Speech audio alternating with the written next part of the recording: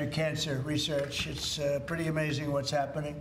For years, we've been amassing data about childhood cancer, but until now, we've been unable to fully exploit this trove of information and apply it to practical medicine. Using cutting-edge AI, we will empower our scientists and researchers to discover new treatments, cures, and prevention strategies. AI can also make groundbreaking trials and therapies, and it's just going to be so accessible to everybody, families all across the country. So it's going to be amazing. What's happening is amazing. And we have more AI. We're leading in AI. We're leading China by a lot. We're leading everybody by a lot. They're creating their own energy. We let them build their own energy plant because we don't have the energy. Nobody does to feed them. The amount of energy just the AI needs coming into this country is double what we have right now. So we're letting them go out and create their own energy plants and their own electricity. And they're doing it. We're giving them permits to build electric plants. They're becoming sort of a utility. Maybe they'll do better with being a utility. Who knows? They'll do better with being a utility than they will being AI. What do you think of the chances that they? I hope I'm wrong about that, or they made a bad bet, right? So anyway, but I want to just say that we're going to defeat childhood cancer once and for all. And I'd like to ask Stephanie to say a few words. She's a very special person and very, very much involved in this. Thank you very much, Steph. Right here, my mother's making me step forward. That's right. Your mother, she'll do this. My mother. Well, Mr. President, thank you very much. You've already acknowledged this incredible team here, and all of these people standing behind me were inspired by the story of a little boy named Connor Mahalik. He was a little boy who didn't want to hug me because he gave choke-out hugs. He booed his favorite nurse when she came to give his chemo, and he always worried about his dad because his dad was Connor's best friend. Connor was a WWE fan who I met after one of our big events, the Royal Rumble. You could tell he was sick. He had a big scar that was running up the back of his neck and a lump on his head, but you would never know it from his personality. He told me about the t-shirt that he was wearing that was dragging on the ground because WWE superstar Sheamus, who's 6'5", had given it to him. Underneath that was his Daniel Bryan t-shirt, and underneath that was his Skylanders t-shirt because that was his favorite toy. And as I stood up from my aforementioned chokeout hug, Connor's dad told me that he didn't have long to live. And I didn't want to believe that. I kissed him goodbye on his soft little cheek, and when he looked back at me, I made an unspoken promise to fight for him and kids just like him. Kids shouldn't even know what cancer is, let alone have to face it. And this incredible team believes that too. This executive order makes kids with cancer the first focus of AI innovation across healthcare in America. If there is one thing in the world that could bring us together, please let it be our children. Because I can almost guarantee, if your child was diagnosed with cancer, you wouldn't care what party their doctor belonged to. You would just want the best. And President Trump is doing just that, enabling that every child with cancer gets the best care possible. And we couldn't be more grateful. Thank you, sir. Thank you, Great sir. job. Thank you very much. She's done that before, hasn't she? Great job. Bobby, please. Today, President Trump signed an executive order that makes an historic promise. We will harness America's innovation in artificial intelligence to find cures for pediatric cancer. We stand here today because of Stephanie McMahon Levesque never wavered in her 11-year commitment to give every child a future free of cancer. She proves how one person's courage can change what is possible. Cancer is now the leading cause of chronic disease-related death in children, and its incidence has risen by more than 40% since 1975. We cannot accept that. We must act with urgency. The MAHA strategy report released earlier this month directs HHS to focus on research that harnesses AI to uncover causes, identify risks early, and take action in childhood and young adulthood to prevent cancer. Now, this executive order directs the MAHA Commission, working with our nation's top science and technology leaders, to deploy AI to transform cancer care and research. We will accelerate progress in the Childhood Cancer Data Initiative that President Trump launched in 2019, and that means building stronger data systems, using AI to decode complex biology, designing better clinical trials that deliver faster, more effective treatment for kids. The order doubles federal investment in the Child Cancer Data Initiative with an additional $50 million just this year. NIH will expand research while the private sector and universities will bring their best tools to the table. Together, we will ensure that every innovation, every breakthrough goes to work for our children. The order guarantees that AI will be integrated into HHS interoperability networks. We will make electronic health records and claims data work for patients and researchers. We're already doing that, and always with parents in control of their child's health information. No family should have to fight cancer with outdated tools or without access to the very best science. For too long, families have fought childhood cancer while our systems lag behind. President Trump, thank you for your leadership in changing all that. This executive order is about action, unlocking cures, empowering families, and giving every child the chance to grow up healthy and strong. With American innovation and leadership, we can make our children healthy again. Bobby, do they know why there's quite an increase that's taken place over the last number of years? Do they know why that? Do they have any idea why that's happening? We are doing that research, and Jay Bhattacharya can talk about that. We're doing that research now for the first time. We're focusing on that, in particular colon cancers and these cancers that never affected children before, and suddenly are epidemic in our children, and we're going to find the causes. They're environmental causes. We're going to identify them and work to eliminate them. Okay, thanks, Bobby. Jay, go ahead, please.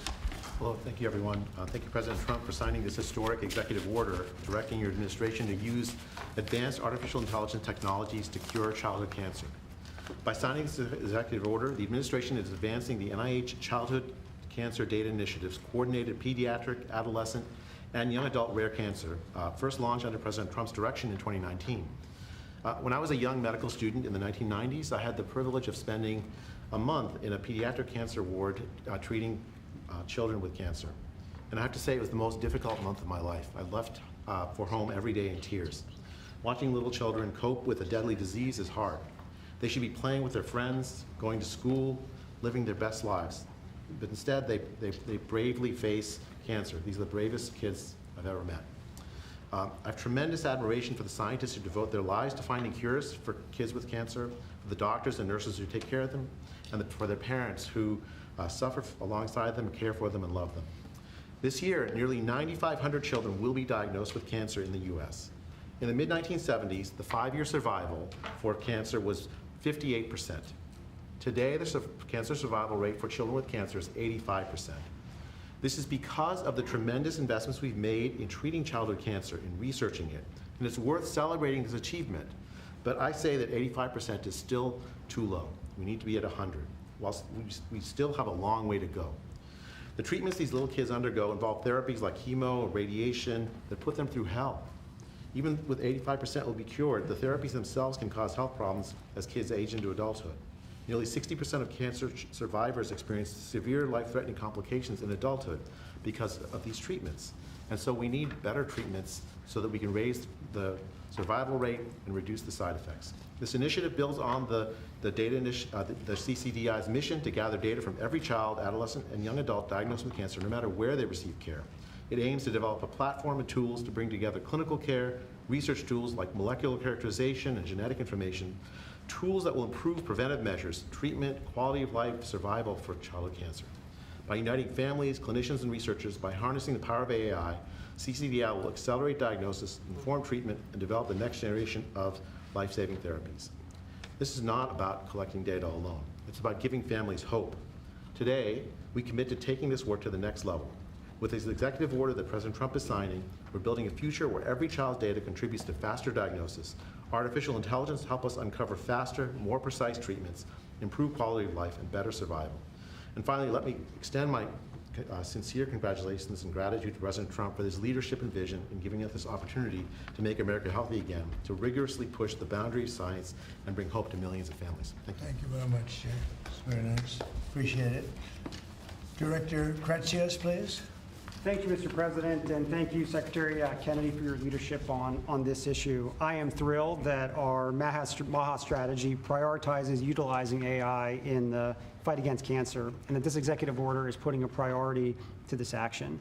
Thank you for your commitment, Mr. President, to the United States for maintaining its global leadership in artificial intelligence across models, data sets, applications, and to issue an AI action plan to do just that.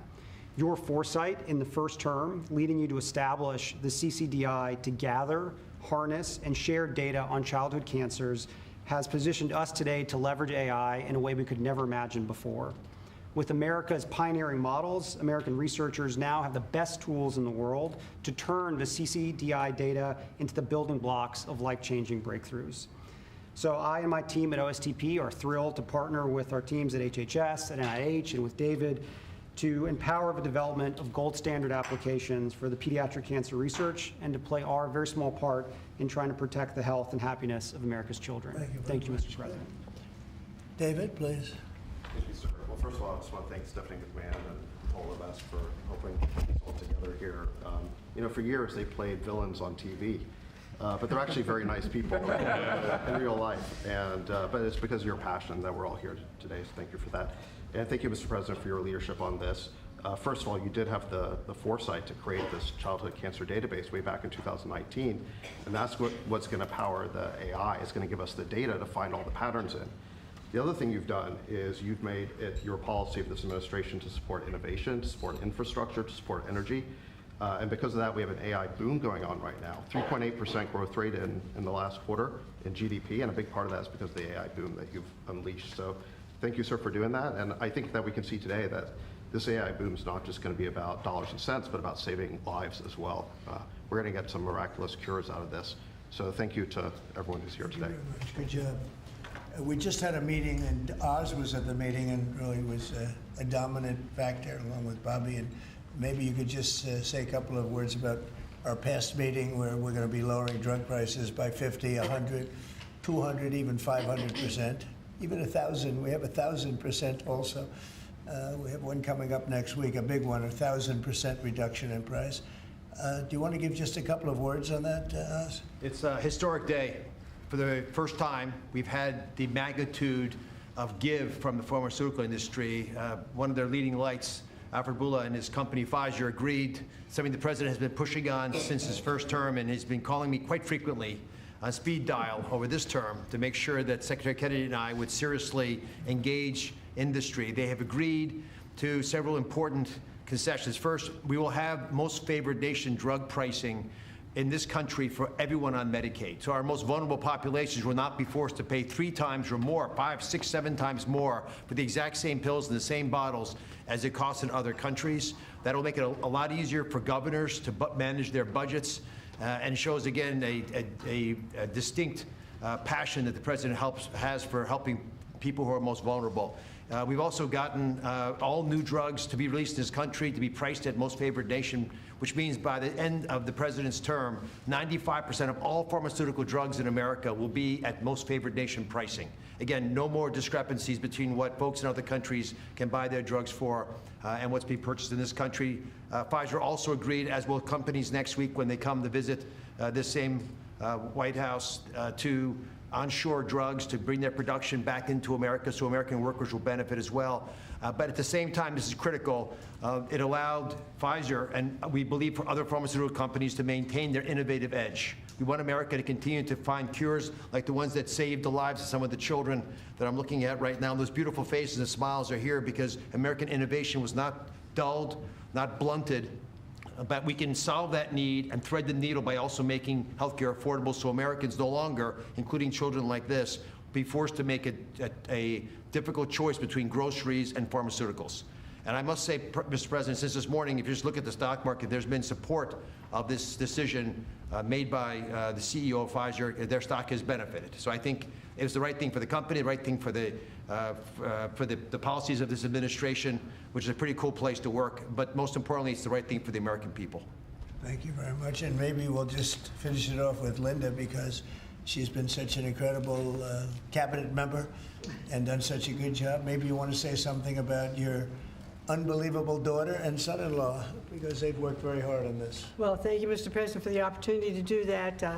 I don't think that, any mother could be any more proud of all of the efforts that Stephanie's made in support also of Paul. Stephanie first talked about this 10 or 11 years ago after little Connor.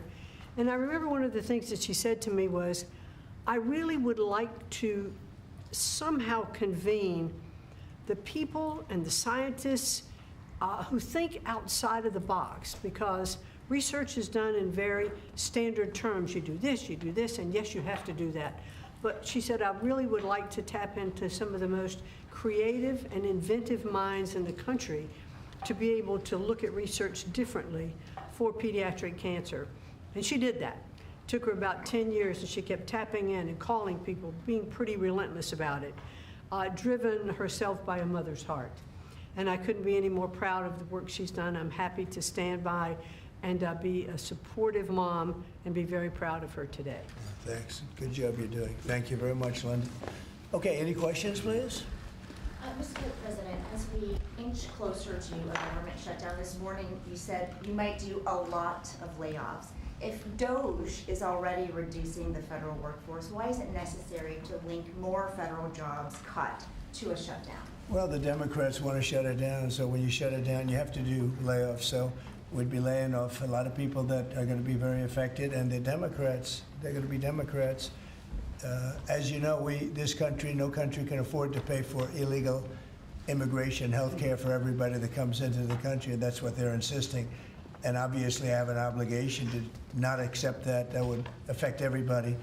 You know, when I see what we're doing with AI and all the plants that are opening up in the country, $17 trillion is coming. And if you compare that to Biden, Biden had, in 4 years, less than $1 trillion. We have 17 trillion, more than that. I think it's going to be much more than that, David, by the end of this year. I think it's going to be far over that. It's a record. It's already a record in 8 months. It's a record by a lot. And so we're doing well as a country, so the last thing we want to do is shut it down. But a lot of good can come down from shutdowns. We can get rid of a lot of things that we didn't want, and they'd be Democrat things, but they want open borders. They want men playing in women's sports. They want transgender for everybody. They never stop. They don't learn. We won an election in a landslide. They just don't learn. So we have no choice. I have to do that for the country. Yes? You mentioned a deal with Harvard, Mr. President. What is that deal? Will they be paying the administration? Well, we're in the process of getting very close, and Linda's finishing up the final details, and they'd be paying about $500 million, and they'll be operating trade schools. They're going to be teaching people how to do AI and lots of other things, engines, lots of things. You know, we need people in trade schools. I remember when I went to school, I had some people that weren't particularly good students, but they could take a motor or an engine apart blindfolded and put it back blindfolded, but they weren't too good at other things, and many of them ended up doing better than the people that were. So trade schools are very important, and we've lost trade schools. We used to have a lot of trade schools in this country. We don't have them anymore. We have tremendous plants opening, and we want to have people at top level for those plants, whether it's AI or whether it's automotive plants. You know, we have many automobile companies open their plants in the United States. They're all coming back for two reasons: tariffs, and I think they liked November 5th. You know, they liked the person that was chosen, and they're moving in from Canada, they're moving in from Mexico, they're coming in from all over the world. China is coming. They're all coming, and that way they avoid paying tariffs. So, you know, they're coming for that reason. So by opening up trade school, because we're going to need employees, we're going to need people with skill. And I think I can say, Linda, you feel the same way. By opening up trade school, this would be a giant trade school, series of trade schools. It would be run by Harvard. Now, this is something that we're close to finalizing. We haven't done it yet. But they put up $500 million.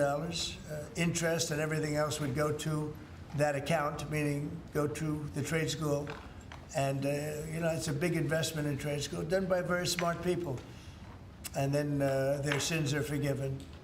So we have a good chance of getting that close. Yeah, please. President Trump, thank you. I've been looking at this chart that you showed us earlier, so it's leftover loss earlier. U.S. prices for brand drugs were 422% higher than comparable countries. I'm young, maybe I'm inexperienced, but I think a lot of Americans are wondering, how did we even get here being one of the biggest buyers? You got here by incompetent people sitting behind this desk. You had a lot of incompetent people. I did it, as you know, I started it in my first term. We rebuilt the military. We got the largest tax cuts in history. We did all these things, and we had the best economy in the history of our country during my first term. And by the way, this is blowing it away based on what we're seeing. But we got it by having people allow that to happen. And as you know, I started the process, but then when COVID came, we focused on COVID, not on this. And I said, if I ever go back and do it again, I'm going to make this a primary thing, because other countries are paying a fraction of what we pay for the same exact drug, same exact pharmaceutical, everything. And I said, no, it's not right. And the drug companies actually came along. Don't forget, they make 30, 40, 50 million a year, these people. They're very smart. And they had a lot of people convinced that, that's the way it has to be. They talked about research and development. We had to pay. I said, well, why isn't Germany paying? Why aren't other countries paying? And they always had a good answer, but it got to a point where I didn't like the answer anymore, and I said, we have to do this, and we did. And the team that we have with Oz and Bobby and Chris and all of the people that we had working on it, and I must tell you, Marty's been a big, wherever you may be, Marty, but Marty's been a big factor. We have a great team. There's never been a medical team like this, and I said, let's go do it. And then I did, as I said, I would bug them every single day, every week, because I said, we have to have, why should we be paying 10 times what another country's paying? And that was just an excuse, research and development. We do research and development. So now we're going to be paying whatever the lowest price is, we're going to be paying that price. So it's a great thing. But there won't be anything that can have the impact on Medicare, Medicaid, Social Security, anything where you need pharmaceuticals, medicines. The numbers are going to come way down. Even Obamacare, which is terrible, it's not been good, as you know. It's a weak form of health care. But it'll be better because the medicine's going to come in at a very low price. Yes, please. Yes, Mr. President. It seems like every time you assemble your MAHA team and your cabinet members behind you in regards to health issues, it just keeps getting powerful. And look at these young kids there and the weight that is on the world right now that you can lift by what you're doing. I've often said, Trump could cure cancer and people would still criticize him. That's true. It's true. What is your message to America that this potentially could bring us all together, get us on the same page and have unity? And I'd like to see if some of the kids or the parents have what it means to you to see President Trump get involved with this. Well, we've made tremendous strides in cancer research, far more than anyone has done. And we have the greatest minds, the greatest people working on it. And childhood, they call it childhood cancer. It's a very specific thing. And we've really made a lot of progress. I think something that's going to allow us to make a lot of progress is the money we're saving on pharmaceuticals. We'll be saving 500, 600, 1,000%. Nobody's ever heard of that. I told the story, you were here before, that when I was in the previous administration, my first term, I was so proud of myself because I'm the first president in 28 years that cut drug prices from beginning to end. So they went down. I think it was 1/8% or 1/4%, and I was so proud of that. I thought that was great. Now I'm cutting them 500%. And I will say this, politically speaking, the people understand. Otherwise, I wouldn't have won in a landslide. I get 97% bad press, and I won in a landslide, which tells you the press has no credibility. But I will say that what we've done has been a great tribute to the people that's standing behind me in different forms. Linda in education, different, but what she's doing in education, she's sending education back to the states. That's a big move.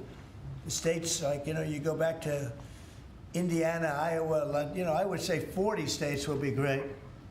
45 will be, the 5% of them will be pretty good, but And then you're going to have a Gavin Newsom and some other people that aren't going to do a good job. But, we'll help them out. I want to help them out. And we're going to have safe cities again. We're going to be very safe. We're going to be going to Chicago pretty soon. Because a friend of mine, a great guy, the head of the Union Pacific, he said, "Sir, you have to save Chicago. It's going bad. It's going bad fast, and it's a great city." He's right. It's a great city. I know it very well. And we have to save Chicago. So we're going to Memphis, Tennessee right now.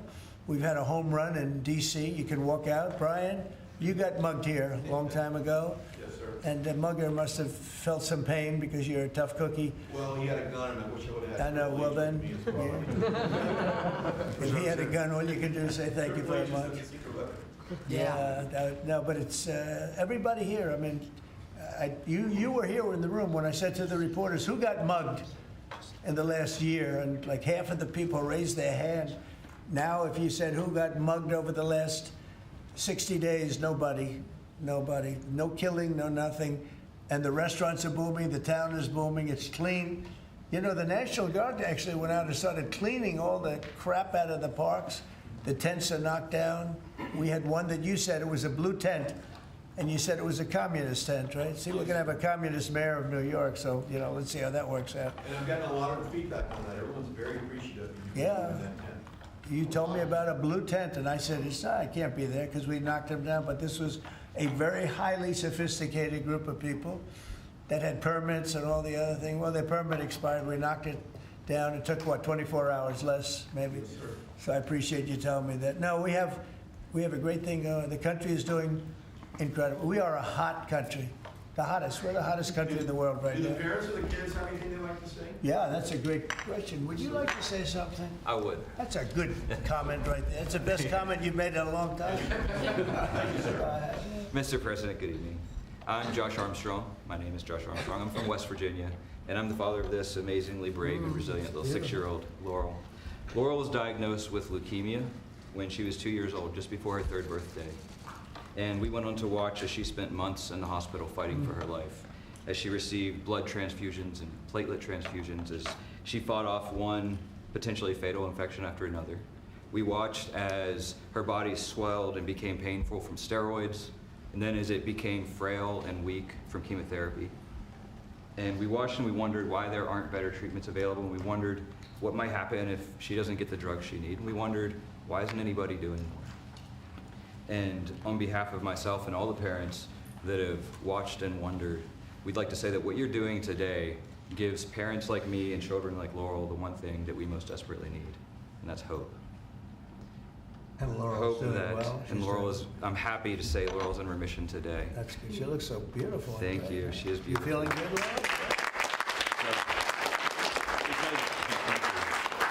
That's for you, Laurel. That's for you. She looks so great. Because of this bill, doctors are going to be able to get better treatments faster to patients like Laurel. Big And difference. because of you making children like her real children, not cases or statistics, but children like Laurel and all of these children here today, we have that hope, and we are so proud that you're standing with children with cancer and making it a national priority. It's very nice. Thank you, Mr. President. We're with you all the way. How about you, back there, Dad?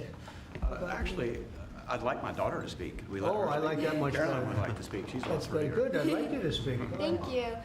Good afternoon. My name is Carolyn Hendricks. When I was 4 years old, I was diagnosed with Ewing sarcoma, a pediatric bone cancer. 11 years later, I'm now 16 years old, and I'm doing great. What you're doing today, Mr. President, means that kids like me will get better options and so much more hope for the future. This will help doctors use technology to find cures faster, match patients to trials more quickly, and give our families more control over our health. For kids, every day counts. This order shows that our lives matter enough to be first in line for innovation. On behalf of children and young adults with cancer, those still fighting and those in remission like me, and families who wish that they had more time together, thank you for making us a national priority. Mr. President, because of actions like this, kids like me have the chance to grow up, to chase our dreams, and to live full lives. And that is the greatest gift anyone could ever give. Wow, that was so good.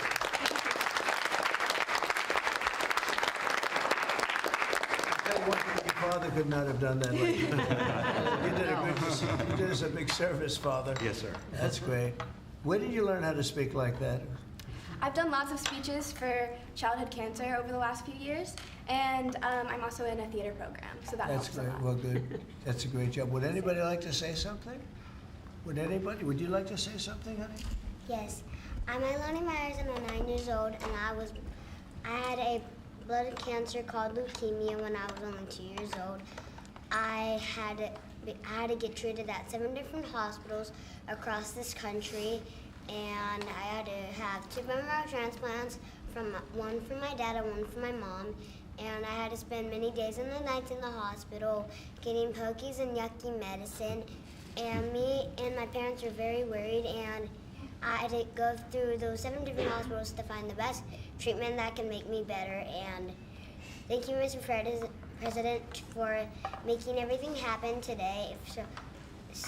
So kids like me and Laura, we can still be living today and speaking.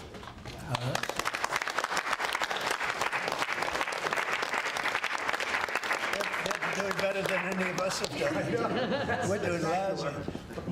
We're not doing so well today. They're doing so good. That was fantastic. Thank you. And you're feeling good now? Yes. Are you all better? You're pretty close, right? Yeah. Yeah, I hear you're going to do good. Anybody like to say something? Yes, sir. Go ahead. I've had a brain tumor since I was 4 months. Now I'm off all medicines. I'm a cancer survivor. I've had a brain tumor since I was 4 months, and I'm doing great. I'm 15 now, and I'm going to 10th And you're going to grade. be a football player, offensive lineman.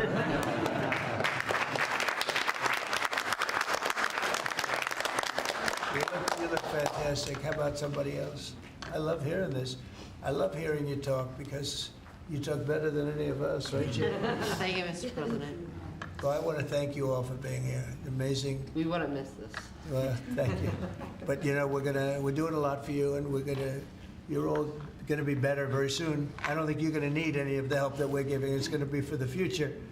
But I want to thank you for being with us, and I'm gonna bring them back to a room. We have a room where we have lots of hats and things in the back, and would you like to go back, and we'll pick some nice presents? Yes. Okay, we'll get rid of the wonderful people of the media. Do you like the media?